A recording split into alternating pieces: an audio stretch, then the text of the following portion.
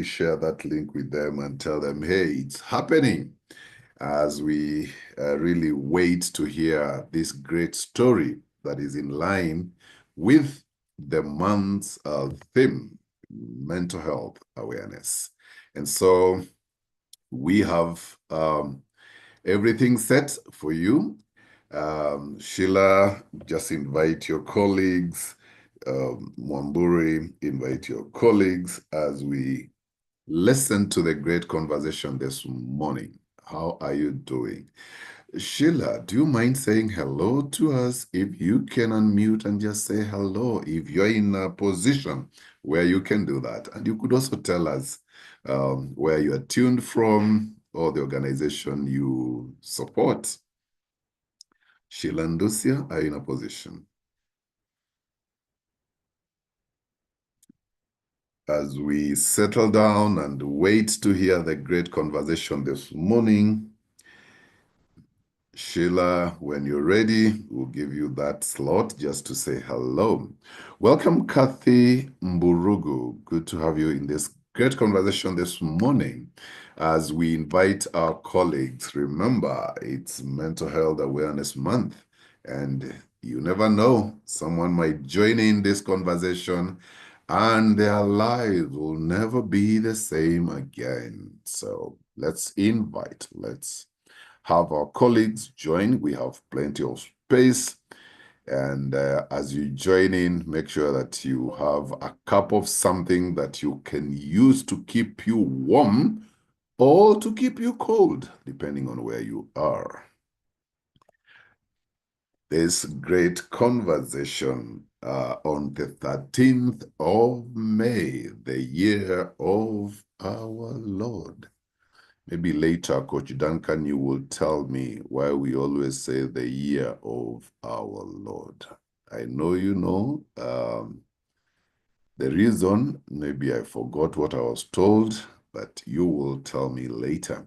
Welcome, Collins Wenje. Good to have in this great conversation this morning. Joyce Wangari, Karibu, and how are you doing?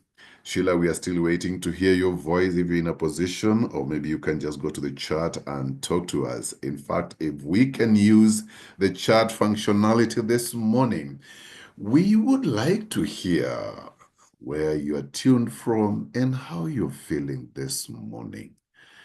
And remember, it's the Mental Health Awareness Month. And somebody told me, if you have a friend who is not communicating, they are so quiet, please check on them. So if I find that you are quiet, I'll check on you, okay? As we continue creating that space so that we can have more people join. And guess what? Our last week's guest is in the house. And I know you remember the conversation, which was more around patient experience. And maybe Dr. Okemwa, do you want just to unmute and say hello to us, even as we dig deeper this week on yet another great conversation? Dr. Okemwa, how are you doing? Fine, thank you, Paul. Good morning. Good morning. How has the week been? The week has been a bit rainy, but we thank God for everything, especially after Mother's Day. It is good to be celebrated as a mother. So we are grateful. I am grateful. And I'm Great. grateful to be here in the midst of powerful people, but to have Dr. Kagwe speak to us. Uh-huh. Fantastic. Now you just reminded me the other day it was Mother's Day. Happy Mother's Day to the mothers in the house, the mothers in waiting, those who act as mothers, those who are bringing up children. Happy Mother's Day. Yeah, thanks, Dr. Ari, for reminding us. Yes, we need to celebrate the mothers in the room, our mothers, the people we stay with who are mothers, the people who take care of us who are mothers. We really appreciate. Okay, I see Ruth Kowino. Good morning, and how are you doing? I see A Kenyua. A Kenyua. All right. The A there, I don't know it means okay, but I can see there is Kenyua there. I see Felicity. Felicity, you're in the house. Felicity Ndege, how are you this morning? Don't mind hearing your voice, Felicity. Felicity, good morning. Good morning, Paul. How are you doing? I'm very well, thank you, Paul. How have you been? I've been well. Maybe And just good to morning. ask you, why are you here this early? Paul, the learnings in this forum are at another level. I always enjoy the conversations and I get to learn a few new things every time. It's on another level. Thank you very much, Felicity, for that. The learnings in this forum, it's on another level. And I challenge us, all of us, next time as you come, please pull those people. You know, there are those who don't know that they don't know. There are those who think they know. There are those who know that they don't know. What am I saying? Duncan will tell me what I'm trying to say, because there are people who think they know, but there's always something to pick. Even as I make this noise here, after I sit back, I pay attention to the conversation, and definitely there's always something to pick. I will just pick one more person to say hello, and then we'll be good to go. Okay, I had asked Sheila to speak. Maybe she's not in a position. Let me ask Chao. Ujambo? Sijambo Mzima? kabisa. Mbona warauka kila siku ya Jumanne saa 1:10 kwa kikao hiki? Kwa sababu kikao hiki ni Aha. muhimu sana kwangu, sababu kila wakati ninapoingia katika kikao hiki kuna mambo kadha wa kadha mimi hupata kujifunza. Kwa hivyo mkahawa huu unanifurahisha sana. Okay. Okay, for the sake of those who don't understand Italian, what Chao has just said is welcome to this great conversation this morning as we discuss matters, mental health awareness. The World of CX weekly breakfast conversation every Tuesday, 7:30. Same link. Can you imagine? It's just the same link. And what we ask you to do is to invite. And at the CX Academy Africa, we are shaping the future of customer experience, sharing Africa's CX stories. And this is where we say we are the to-go place on matters CX. And tell you what, last week and this week, the things we are talking about really affect customer experience, and therefore we are shaping the future. If we get it right now, we'll be able to be shaping the future of customer experience. Another great story is that those who have passed through our hands or our brains, they are reporting great success because we have shaped them to be the leaders. And some of the solutions that we have delivered in the market is what we call Elevate X. And X there is not the unga. Mine, that's not ile unga ya X ya chapati. X is experience, and it's all about employee experience, stakeholder experience, customer experience, and we're elevating the level in your organization so that we can all be facing the same direction, elevating our brand, elevating the CX culture, elevating the feel of those who are doing business with our organization. And this is where we tailor this Elevate X to suit, to fit, and to be in line with your organization's vision, mission, and the goals, as we also align the values. Ladies and gentlemen, let's listen. Add the volume. Add the volume. Add the volume. My name is Dr. Lucy Kirusu, and I'm a faculty member at the Customer Experience Academy Africa. And guess what? This month is the Mental Wellness Awareness Month, and I'm joined here by my colleague, Paul Kitemu. faculty member, CX Academy Africa. Yeah, where's the place of fear and mental health? Yeah, interesting conversation, because as CX professionals, we need to ask ourselves, are we aware about our mental health, but also are we aware about about what affects our mental health as CX professionals? Could it be about the internal work environment? Could it be about the external environment where we find our customers and we serve them? So it is important for us as CX professionals to be aware about our mental well-being. And Paul, I don't know, what do you see heavily influencing the mental well-being of CX professionals? Top of my mind is the internal environment, where in businesses, and the environment is not conducive to give that great state of wellness or well-being. This is caused by the culture of the organization, how they do business, issues of maybe policies, procedures, relationships, the work environment.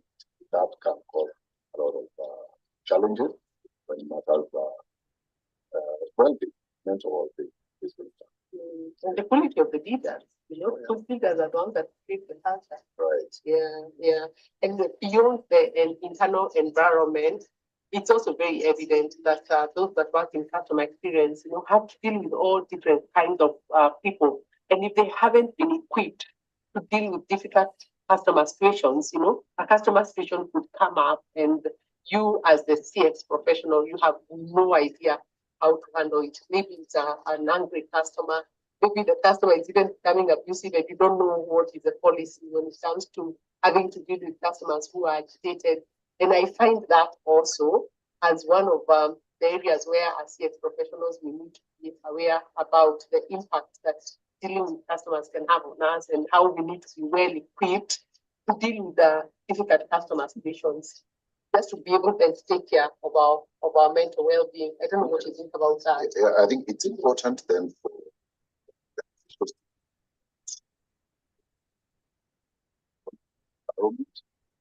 open culture where people can highlight issues when they affect their well-being.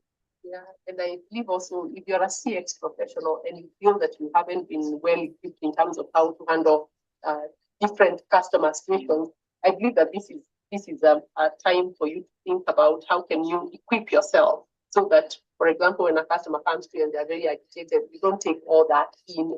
You know the steps to take to then be able to calm your own emotions. To focus a lot more on the solution than just being too focused on this person and the way they are probably speaking to you.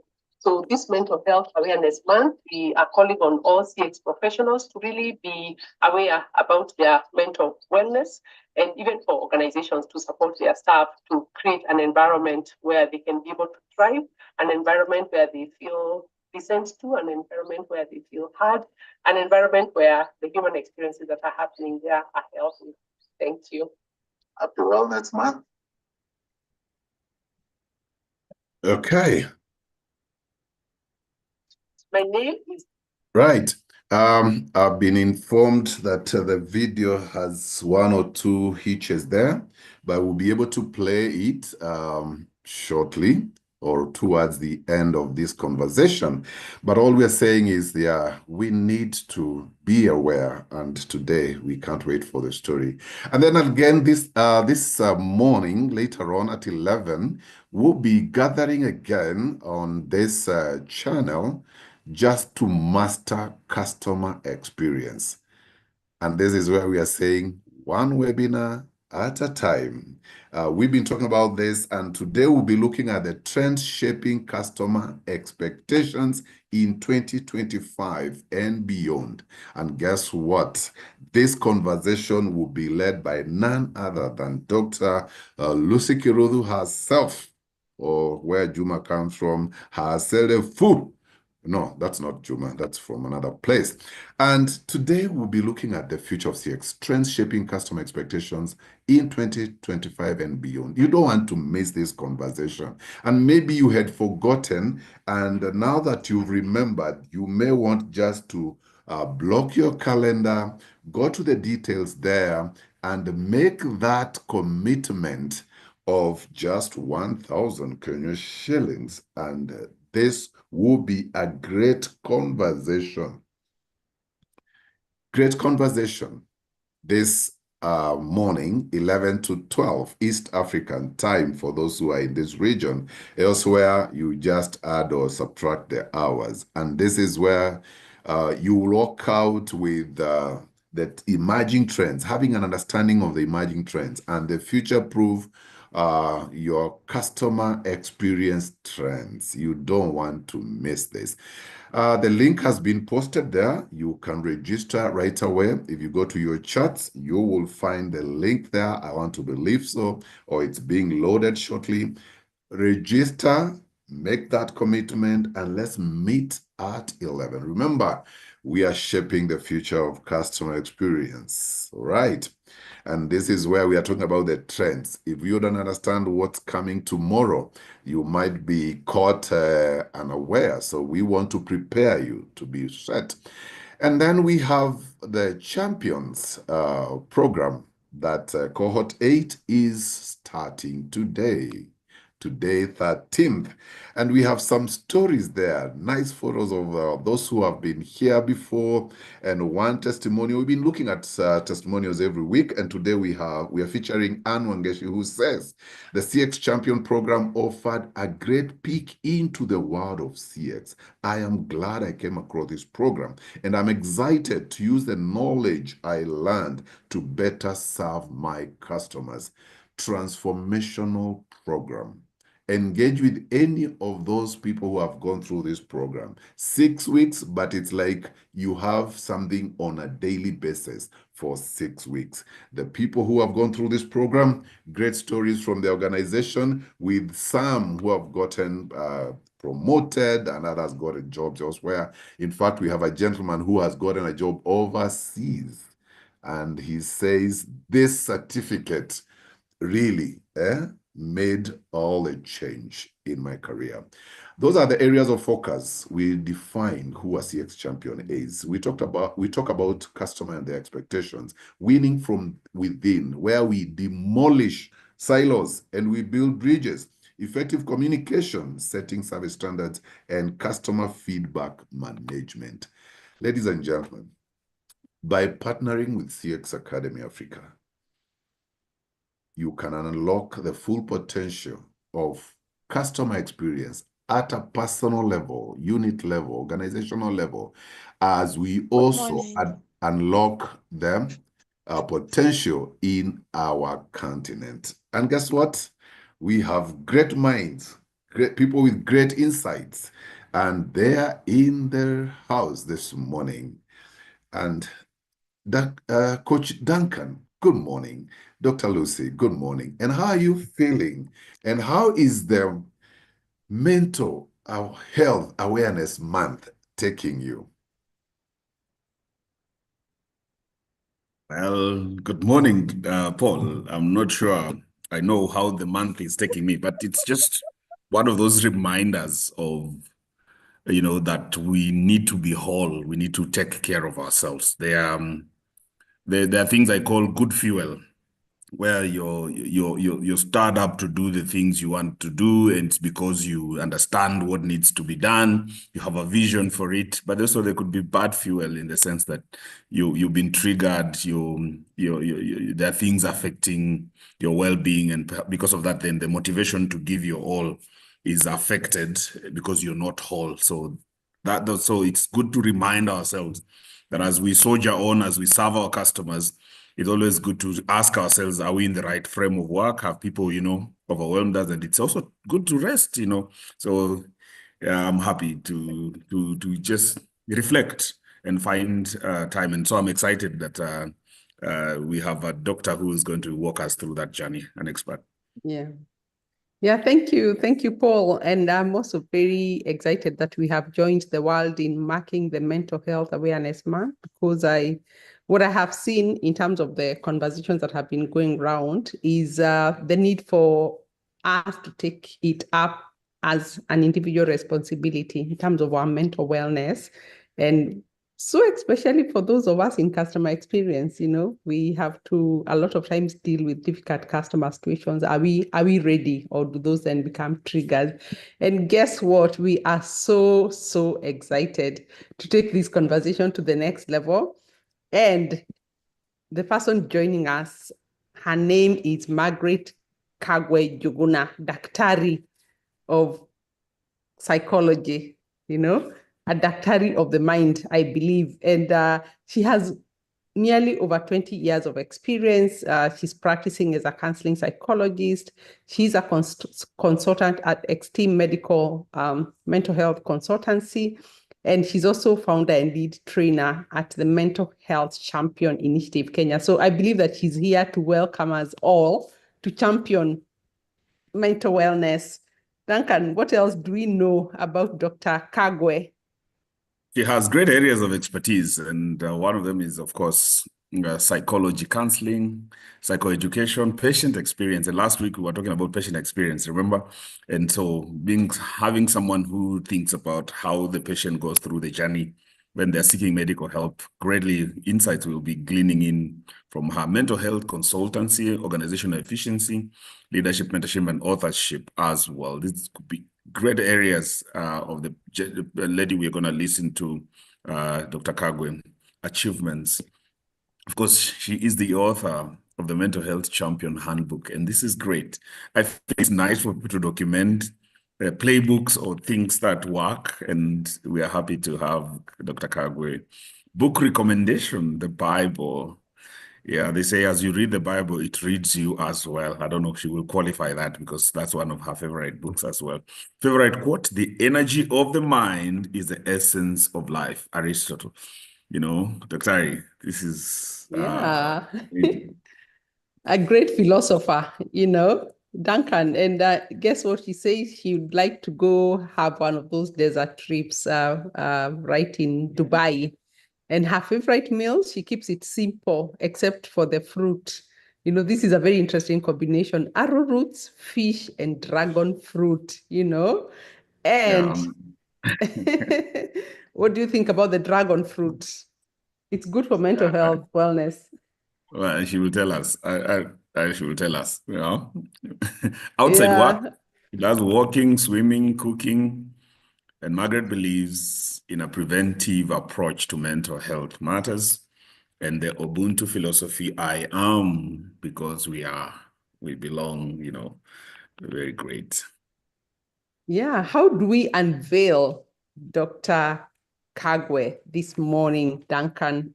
Good morning, Dr. Kagwe. How are you? Ladies and gentlemen, could we, emoji clap, just welcome Dr. Kagwe in the room. Good morning, doctor. How are you? Morning to you. I'm good, thank you, and I'm happy to be here. Awesome. Many times when you hear someone is a psychologist or someone does what you do, when you sit next to them, you feel like they are reading you. But maybe we should go back and ask, where did your career journey begin? Maybe just walk us into where you have, what led to where you are today.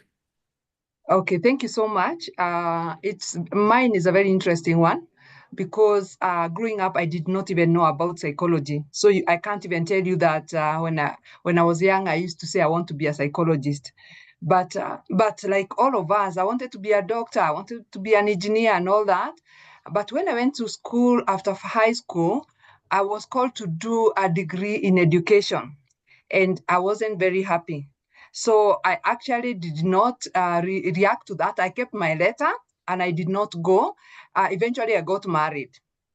So after getting married, after some time, I realized that I needed a place where my children could go to school, because I was living in the rural area. And I wanted a place where my children could go to school with the neighbors. And I did not look at the public schools at that time as an option. So I created a small school and I started running it, and children would come, they stay with my children. And before you know it, it became a whole school. And I realized I needed my degree in education. So I looked back, I said, now where are my papers? But of course, now it was a long time. So I went back to school, University of Nairobi, and I did my bachelor's in education. And that is where I was introduced to psychology, because in education, you've got to do psychology because you're dealing with young minds. And that is the time I realized this is it for me. When I was running the school, I realized parents would come with situations and you could tell they are defeated, they don't know what to do. Teachers needed to be helped to know how to manage behavior.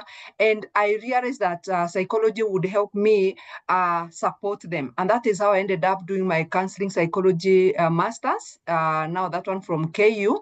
And that is when I felt at home and I realized this is where I belong, because first of all, I discovered myself. You know, when you are doing your degree in counseling or psychology, you are required to do personal therapy. And from personal therapy, I discovered another Margaret that was hidden within. I was shy. I used to avoid speaking in public spaces. And after therapy, I was this bold person. And I remember my brother asking me, who is this person that is I can see? And, you know, so basically, I would say that after that, I did my doctorate in educational research. And that one helps me now to look at information in a different way. For me, I work with information, I work with evidence, I work with the data to be able to see what are the solutions can we get from here and here? What is going on in the public? What is going on among our young ones? And what can we do about it? For me, I am a problem solver and I use information and data to solve problems. So that is basically my career journey. Wow. You know, Dr. Kagwe, very, very interesting, you know, but we will just quickly now jump into where this level of investment you put in yourself. I feel like I need to do self-therapy so that I can discover the quiet side of me or the polite side of me. But when you listen to a lot of people working today, you will hear the word pressure, you know, pressure to deliver, pressure. But how does our mental state help? How does our mental state show up as we show up for our customers? Maybe does it affect how we show up for our customers? Yes. And if you look at the quote, you look at the energy of the mind is the essence of life. We usually don't acknowledge the mind as a tool. And the mind is a tool that you need to always go with wherever you are going. The same way you sharpen the axe to be able to cut the tree, you need to take care of your mental state, because that is what is going to show up for you when you go to your customers. A lot of times we do not do enough planning, and we do not even do, like, you can even say what could go well and what could go wrong. How do I deal with either situation? We are always unprepared. And that is why when you get a situation where you have a customer who is not happy, you end up now getting invited into their situation, and you end up getting contaminated in what is going on. And a lot of times all you need to remember is that every customer has what is going on within them when they are coming. They probably have struggles. They probably are on the edge. And you are not supposed to accelerate that. You are supposed to listen to them, do what you can do in your capacity, and no matter what you do not harm them. You may not help them, but at least don't harm them. That is what we usually say. If you can't help me, don't hurt me. So you can listen to them, and you can refuse to get entangled in whatever mental state they are in. If they are angry, they are calling you names, you can keep it quiet. And one of the things that help a lot is the using of I statements. Like, I feel, because when you say I feel, you don't make the other person defensive. But the moment you say you came here looking, the other person becomes defensive. So we need to start also looking at our language and how we communicate, so that we can be sure that what we are saying is not actually accelerating a situation or making a person defensive. Wow. Dr. Lucy, I don't know what you're hearing, but as I invite you, Dr. Kagwe, there are people who say we should be able to identify people who have mental or just being who are in spaces. There are people who have pointed out to some of our political leaders and saying that one is not okay, that one is not okay. But as you do that, Dr. Lucy, what are you hearing? Yeah, thank you. Thank you so much, Dr. Kagwe, for having started us off the conversation. And of course, bringing in the aspect of how we have to deal with difficult situations and not allow ourselves to be swallowed into the situation itself, but be able to offer the help that is needed. But I think as Duncan is also asking, I think what was coming into my mind is that sometimes we feel like at the workplace there is in addition to pressure, there is quite a bit of burnout. But the key question is, how can we be able to identify, some of the signs that that something is not right with us, and we need help. Okay, number one, when you are experiencing pressure or burnout, one of the things you begin to do is your body begins to feel different and you begin to feel tired, because when you're exposed to a situation for longer than necessary, then it means you begin to feel, some people may call it bored, others may call it I'm feeling tired, I'm feeling like exhausted. All those things, you start feeling like you're not interested. If you're excited to go to work, you start feeling like you want to look for an excuse, you become late, you skip going to work, you're feeling aches and pains, you are not excited anymore to meet your workmates, your work, you no longer feel like efficient as you are, because remember, you are under so much pressure. And a lot of times you can be able to tell a colleague who is going through it because they are no longer as sharp and as excited. When you smile, when you talk about this is what I'm working on, I'm excited, I'm looking forward, those things go away because you are no longer excited. You are no longer looking forward. So we begin to see a change in behavior in the person. You begin to see slowness. They start walking slower. They start looking less sharp. If somebody comes in a suit and a tie, they start coming without the tie. Before you know it, they start coming in jeans. Before you know it, they are no longer meeting their deadlines. All those things are indicators that a person is not in a good space. Wow. Oh, interesting. I've never thought about one's way of dressing can also be a sign that something is not right. Duncan, that's quite interesting. But as we continue on with this conversation, I believe that organizations have a responsibility in terms of the kind of environments that they create for their employees. And based on the work that you have been carrying out, what are some of the things that businesses can be able to do to create an environment, where the staff can be mentally well, or can be able to have open conversations about their mental well-being? Yeah. What are your thoughts around that? What are some of your recommendations in terms of what can be done at the workplace? What do we need to do differently given the rising cases? That is something I actually help organizations do. Number one, for you to be able to undertake something, you need policies. And I have realized that many organizations do not have policies on mental health. And when you create policies, they guide behavior. They guide everybody on what they need to do when it comes to that. And number one, we need to normalize mental struggles because they are here with us. And we are not talking about a person who is extremely struggling. We are talking about even everyday struggles to get up out of bed. Sometimes you just feel a bit under the weather. You are not thinking sharp. You're thinking about problems. Maybe you have marital problems. So basically, we are all in this together.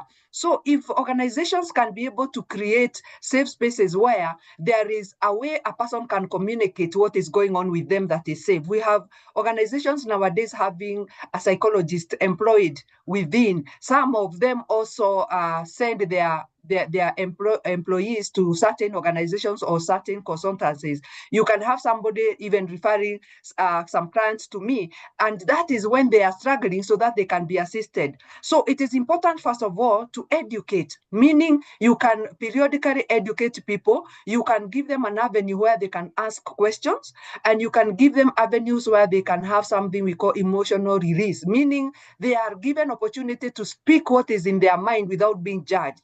other thing is something we call team bonding. I know we have team building, but team bonding has to do with going to know each other on a deeper level, and even giving each other feedback. One of the things that makes organization not grow is because they don't give each other honest feedback. They are always on the surface. When you're given feedback that is supposed to help you to become a better person, then you become a better employee. So it is important also for leaders to become flexible and to allow employees to be able to access them. They should also be emotionally regulated so that they can be able to relate with employees like at respectful levels. Because if a leader is not emotionally regulated, they are likely to be edgy, they are likely to look down on the employees, they are also likely to project their problems on the employees. So it means you do an overhaul of the organization from leadership to the spaces. Some organizations even create a room where you can just go and dance, you can go and do something when you feel like there is a lot of pressure, and then you come back feeling a little better. We call them 5-minute breaks, and they help a lot in getting you back the energy to go back and work, especially for those who work on the desk, computers and all that. Yeah, it feels like there's a lot that organizations can do, and I like it that you've introduced some new concept here. Did you call it emotional release, and also team bonding, where you get to know each other and where you can speak out, without being judged. We have seen quite a rise in terms of cases of mental illness in the much younger people, who are getting into the workplace. And I know there are some here that are pretty young in their career, and would like to hear what's your advice to someone who is new into the workplace. They have joined this organization, they probably don't quite understand what's happening in their organization, and it's as such it's stretching them a lot. What advice would you have for the young people, even as we continue on with this conversation, even as we hear a little more from Duncan? Oh, yeah. Thank you so much. Being young is being good. And if you're here and you're young, you consider yourself lucky. Some of us did not get an opportunity like this one. Number one, do your own, like I usually say, put your antennae on top so that you can be able to recognize the spaces, and you can be able to recognize what you need to do, whom you can go to, who can mentor you, where you can ask questions, and where you can report. When you do that, then you also create a routine. Because one of the things that we forget is that time is a resource, and that time cannot be expanded. It cannot be borrowed. It cannot be bought. And that is a resource we need to take care of, meaning you have only 24 hours a day. If you apportion your 24 hours properly, you will also give time for self-care so that you can be able to ensure that tomorrow I'm showing up and I'll be okay. Establish a support system so that when you feel like you don't know what is going on, you can be able to reach out. The other thing is to be flexible. A lot of us, when we are writing our CV, we write everything that people want to hear, the employers want to hear. But we also need to ensure that we are being honest, that you cannot say, I work under pressure. When you're given the pressure, you don't want it again. It is good to remember that this person is looking at you and believing you when you tell them you work under pressure. So we need not to stop like putting some of the things we know are going to put us down. Let's be honest for once. Let's also be flexible, that even when our work environment changes, we can be able to be flexible enough to change, because nothing is cast on stone. You find that you may even change. The boss may change. Your colleague at the one you are working with may change. So we need to be flexible in terms of everything so that we can be able to accommodate the new changes. The other thing is think for yourself. Remember, when you are doing your interview, it was all about the organization. It was not about you. It was about the organization. You said how you will serve. They wanted you to serve. So now, for once, think for yourself and ask yourself, what does this make me feel? What is weighing me down? If I continue to work like this for the next 10 years, will I be alive? or will I be gone? It is important for you to know that your survival is your own responsibility. The company wants profits, the company wants delivery, and it is your duty to ensure that you survive. So, well, no matter what you do, ensure that you create space and you take care of yourself mentally, physically, and spiritually, so that you can be able to have the energy. You don't go down and you don't have the burnout. You can have the energy to report tomorrow and do a good job. Yeah, take care of yourself first. I think that's what I'm hearing, that for us then to be able to give the very best. There is also this saying that if you're not flexible, then we get bent out of shape, and you're asking us to be flexible, and Duncan, I don't know what you're hearing from your end. Yeah, very, very interesting conversation right here, Dr. Kagwe. Very great insights and, things that we can practically do to support ourselves. And sometimes there are twin questions. Of course, for me, there are times I felt bad. Those qualities you mentioned about not feeling myself, but when I get money, my mood improves. So I don't know whether it's a mental challenge, but I don't want to hear the answer in public. I will for you. Yeah, but that's right. I think you mentioned to this young person about thinking for yourself, and the question is the place of self-awareness in terms of building resilience. Considering, you mentioned even about our CVs, a lot of times we think when you say I work best under pressure, it is an added advantage. And I'm even asking myself, why should that be? Maybe you should even write that I don't work best under pressure. And that means I'll actually be productive if the environment is healthy. But all of our CVs, I'm not sure anyone here who hasn't written at one point that they work best under pressure. And the question then for me is, in the place of self-awareness, but more importantly, we support customers who can actually injure you, and sometimes the organization may not even figure it out. So how do we build that self-awareness that then allows us to serve our customers better, considering that really customers come in all forms, shape, and some of them actually call us by name. And, they actually say, Duncan Juma, you are this animal. And, while the organization can say you told the organization, I know that you called me by my name. So how do we do that, build self-awareness that helps us support our customers better? Okay, number one, self-awareness is a superpower. That is what I call it. Because when you are carrying yourself and you're not aware of how people perceive you, it is usually a very awkward situation. Self-awareness helps you to not just become intentional in looking at who you are. It also helps you to actually accept feedback. Because if we look at self-awareness in terms of the Johari window talks about other people know about you, but you don't know. So if you accept feedback and also be very intentional in the way you look at the feedback, then it means you can be able to know things about you that are either good or are either challenges that you need to overcome. Then you can also be able to share part of who you are.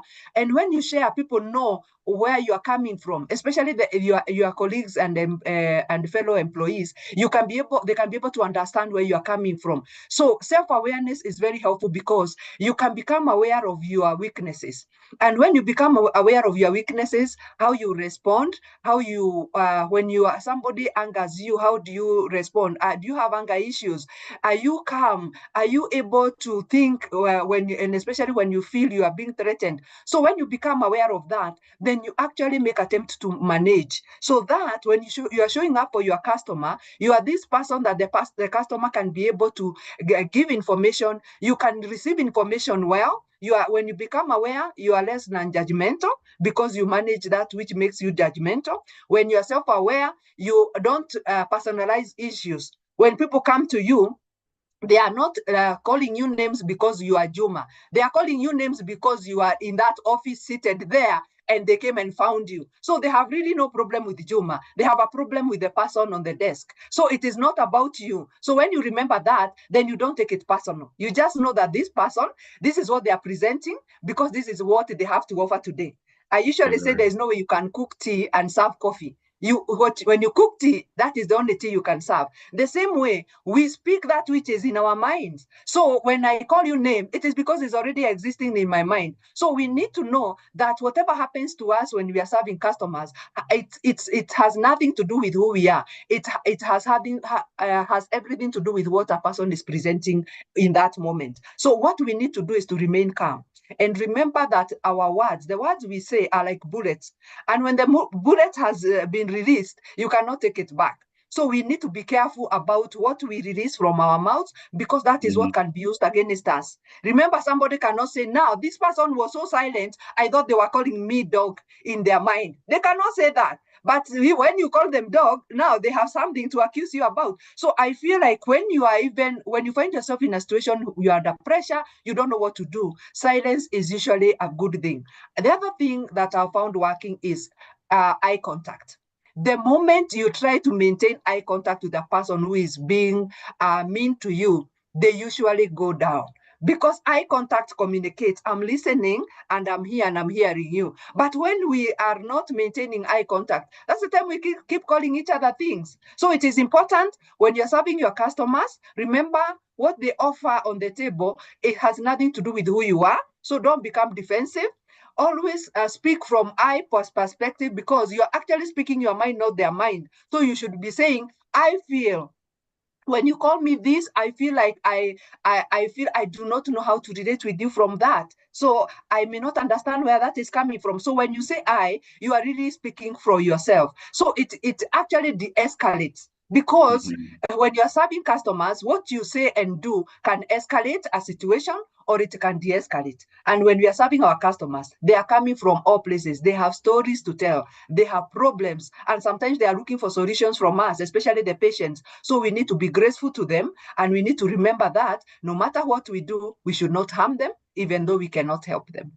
Awesome. What a powerful way to put it. I have a friend of mine who told me that anytime they tell their wives to calm down, that's when they escalate. But I think I've learned from what you're saying is it's not about you, it's about them. And so it is you to stay calm, not the other person, because sometimes you want to calm the other person, only that then you realize you're pouring more fuel into this. Of course, you've talked about self-awareness in the place, and I think in the emotional intelligence equation, self-awareness is really a big cog. Actually the foundation of the rest of it. And I know that in mental spaces, you mentioned about normalizing that these are issues that are there. But I don't think we are always comfortable being given that information that, hey, you're not okay. You know, if someone says, when you wazimu wewe, the first thing that comes out, like, you know, in fact, you can use it as a weapon, say, wazimu wangu utakuangukia sahi. But if someone tells you you're wazimu, you don't agree. And then the question for me would be, are there moments in your maybe your own personal journey that triggered then the support or gave you tools that you have actually used to help others? And as I do that, I'd like to ask Dr. Lucy to just, first of all, polish my question and tell us what she's picking from wherever she's seated. Dr. Lucy. Yeah, thanks, Dr. Kagwe.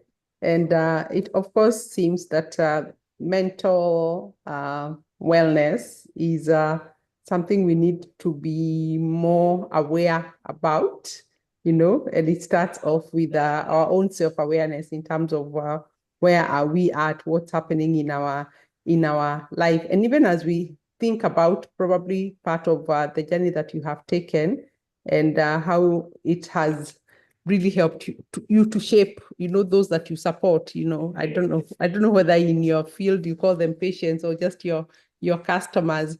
Would like to hear a little bit more in terms of the need to stay calm, because it seems to be very critical for us in customer experience when we are handling situations, you know. In fact, when we look at handling customer complaints, one of the key steps in that journey is a need to stay calm, you know, to calm our own emotions, to not get angry back, to not add fuel to the fire that is already there when a customer comes to us and they are having a complaint. So what are some of the tips that you'd like to share with us this morning in terms of how we can be able to even just manage our emotions better as customer experience professionals who have to deal with different customers every day? Yeah, number one, we all experience situations where conversations are not going well, and sometimes based on whether you have the skills necessary. So it is important for you to recognize that there are skills that we need for us to be able to have communications that are accurate, because sometimes problems are not always coming from the other person. They may also come to you. If you are not emotionally regulated, it means you are going to express either more than necessary, or you are going to overthink things, or even interpret situations in your own way. So one of the ways I would suggest is that ensure that you have enough skills. You become aware of how you respond. You become aware of how you feel when you are aggravated. Then you actually seek to get skills. For example, one of the skills I teach when it comes to customer service is assertiveness. A lot of people, when you're employed, especially, let's say, even dealing with customers, whether it is on phone or physically, customers come with entitlement. And it is important for you to know, even when you are working there, you need to ensure that you communicate accurately what it is that you are required to do. But if you are cowering away because you are afraid of how they are going to rate you, then you may never help them. But you need to know what are your boundaries, and you stick to what it is that you are required to do, communicate accurately and effectively, and remain very calm emotionally. Even when somebody comes and throws words at you, don't show them like, I'm getting angry. It is not, remember, it's not about you. Remain calm and tell them, at this point in time, I may want to refer you to my senior because I feel I am not able to help you accurately. This person is calling you names, and you remain calm and you are speaking to them with so much respect. Can I refer you to my senior? Then this person is running one or two things. So it is important for us to know that even in your own office, you can take every opportunity to teach a person who brings a lot of negative energy, and you can help them diffuse the energy by the way you react to the energy. The way we react to situations is what aggravates them or calms them. So we need to work on ourselves so that we can be able to distance ourselves from situations that we have been brought for. That we only now recognize what is my role in this situation and how can I be able to help this person. So even if they are calling you names, you should still ask yourself, how am I going to help this person? Because you are there to help them regardless of what they are presenting on the table. And you cannot be able to deal them. Look for somebody else who can be able to now look at another point of view and see whether they can be able to help them. So it is important for us to be able to say at the front, let's say, for example, if I have a problem or a situation, whom can I call? If you have that person, then it means you already have an exit point. But when you feel like you are the only person to deal with this person and you don't know what to do, your mind is stuck, then it means it only aggravates worse. But when you know you have an exit door, then you know, like, this door, I can use it whenever I feel like I'm overwhelmed. So we need to create exit points for the people who are working in the front office, especially. And in fact, as you speak about exit points, what comes to my mind is the need for an escalation process within our organizations, where you know that if you are unable to handle a difficult situation, then you can reach out to your supervisor, you can be able to reach out to your manager. And even as I think about that, just what we are hearing from you is that we have a responsibility to, first of all, take care of ourselves so that we can take care of others as our customer experience professionals, or just even as any worker. If you want to be able to take care of others, first you need to take good care of yourselves. Duncan, is that yes. What we are hearing this morning?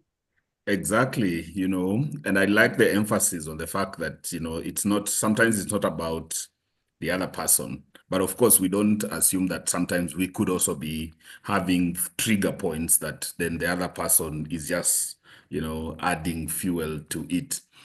Maybe, Dr. Kagwe, there's a time we had a plane delay in Jomo Kenyatta International Airport. We had been delayed for an hour. Then when we boarded, the pilot asked us that we give him 30 minutes. He was waiting for a friend on Mombasa Road.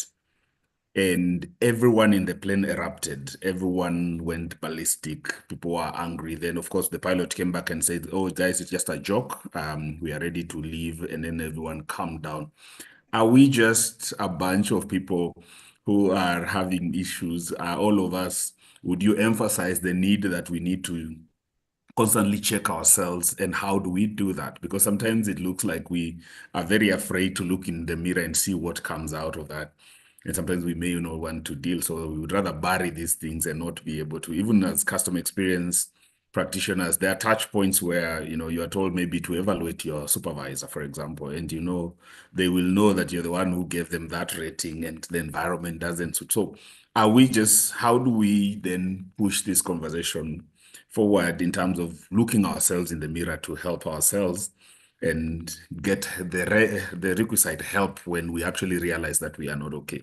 Because I feel like it's one thing to deliberately say, I want to go find out, to check myself in the clouds where I am at, but also the reality of facing the results and also the answer of asking for help. I feel like there's a whole journey around that. And I don't know from where you sit, how you can help CXers seek help when there is need for help. And as of we do that, Dr. Lucy, you will just crown it and have Dr. Kagwe share with us her final sentiments. Dr. Yeah. Okay. Oh, sorry. Is that a question to me? Yes. Okay. Yeah. Number one, I would use the example of motor vehicle. And for those who drive, they know that we take our motor vehicles for check, even when it is still moving. We actually drive it for servicing, even when it's moving.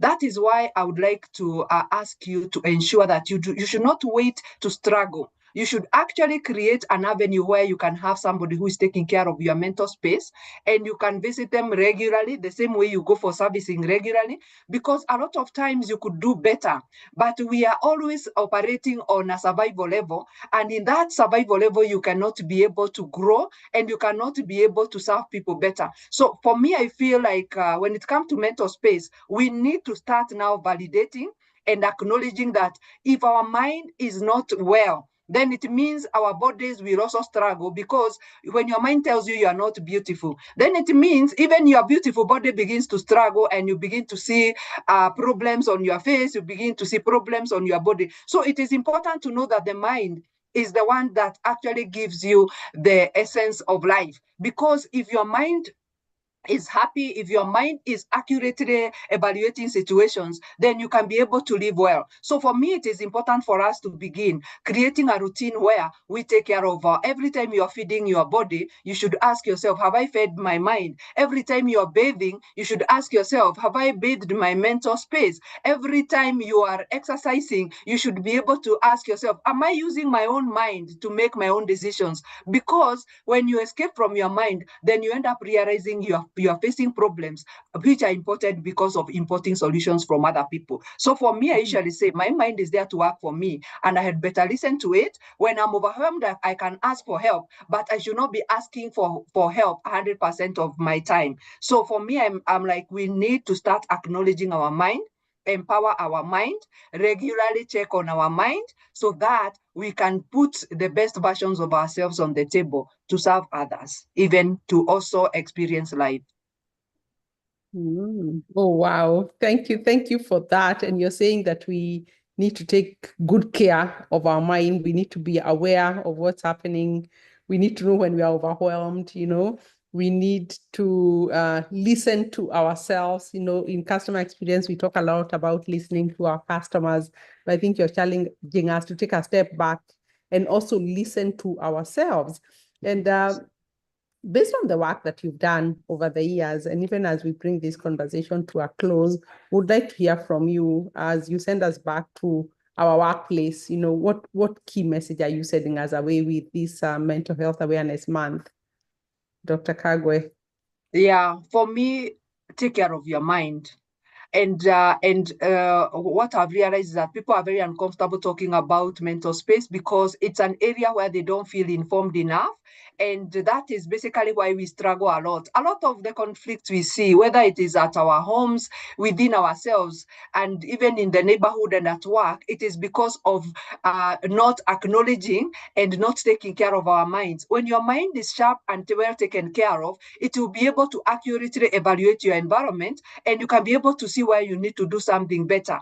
We are created in a way we can heal ourselves. But when you don't acknowledge that, then you always be in a point of struggle. Our families are supposed to be healing systems, and we are supposed to be healing each other, but they have become the reason why we are hurting. So we need to start listening to our mind. We need to start attending to our minds, and we need to know that our mental power is what helps us appreciate life well. And I want to give an example. We are looking for money. Everybody is looking for money, but the people with money, are they in a happy space? You need to ask yourself that. So before you even look for the money, ask yourself, so is my money going to serve me differently? So unless your mind is okay, even the money becomes useless. Unless your mind is okay, the education you get becomes useless. So it is important for us to know our mind is the one that understands or decodes life for us, so that we can be able to embrace it and we can be able to experience it. So for me, I believe in the power of the mind, and I work to educate people. I create spaces where I educate people.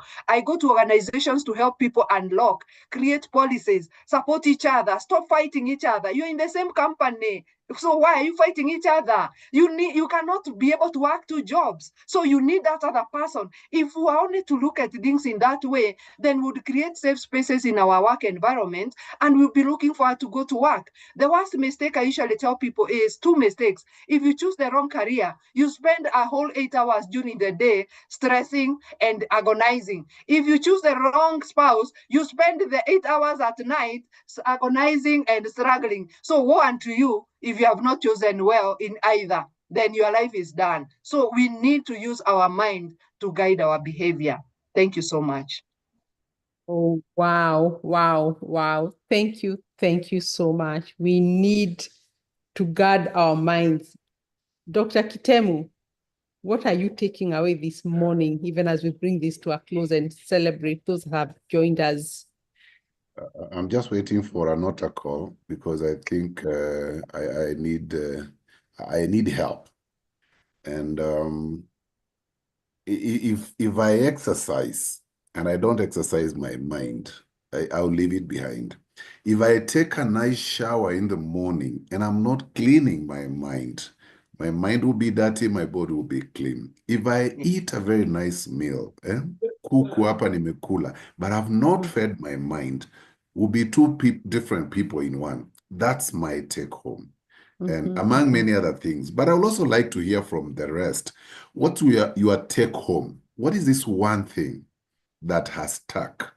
Something that has transformed you?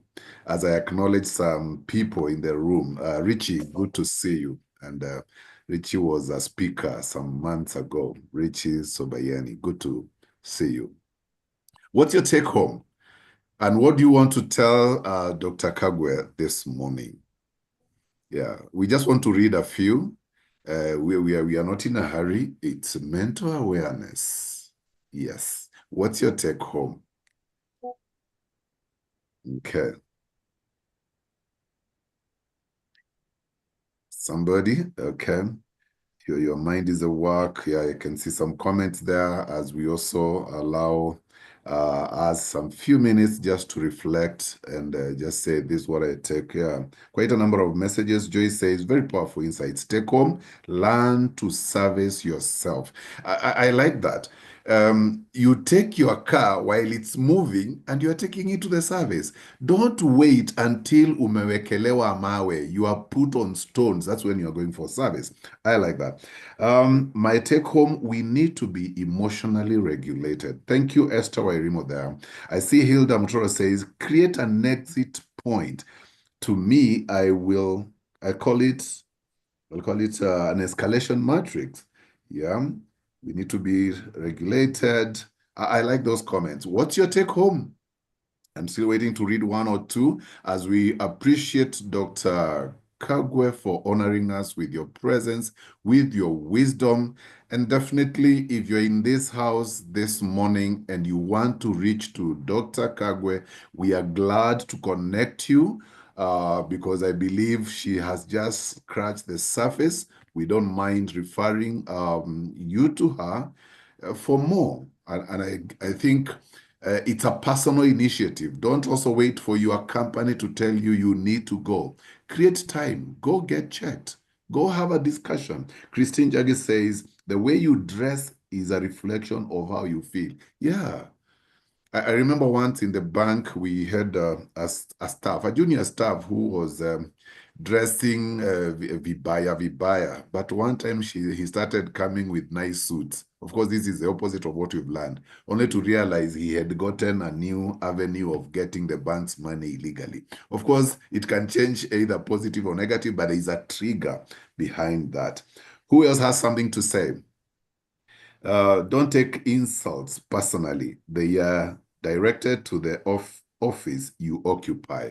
And maybe as we continue reading this, Richie, do you want to unmute and just tell us what your take home is? I know you were a guest last time, and good to see that you're in the house this morning. Any take home, Richie, if that is not ambushing you? If you're in a position to speak, that is. Yeah. Yeah, thanks a lot, Paul. And good morning, everyone. It's been a while since I joined this session, but this has been a very interesting conversation.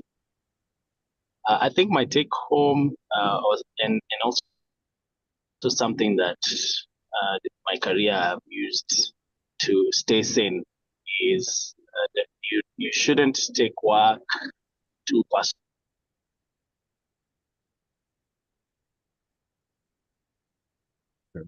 Have we lost Richie?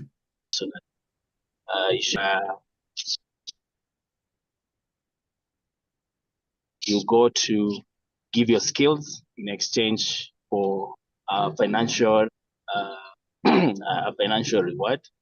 And so if anything is going wrong, workplace, if you're engaging with people who are difficult, customers who are difficult, it should not be a reflection of you as a person.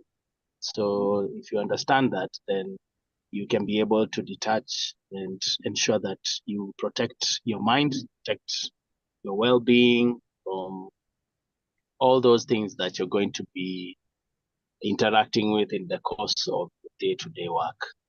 I think that's one of my key takeouts, and I think something that would also be able to help the others in the core to survive career and also survive the difficulties that come in the corporate world. Thanks. Thanks, Richie. Thanks, Richie, for that, and also for the reminder you're giving us and sharing your own takeaway. Dr. Kagwe, we normally end at 8:30, but you notice this awareness season, we just want to be aware. We have extended time. We also have picked what people have taken away. The way you dress is a reflection. I had talked about that. And Stephen says, don't take insult personally. They are directed to that. And then Mercy Morgana says, assertiveness helps you serve your customers. Ladies and gentlemen, take care. Protect yourself. Apply what we've picked this morning in addition to what else that has kept you going, but take responsibility. Yeah. When a customer calls me a donkey, definitely I know I'm not a donkey. But if I assume that I'm a donkey, I'll act like a donkey. So, I mean, let's end this. Daktari, I think we just need to end this. But we have all...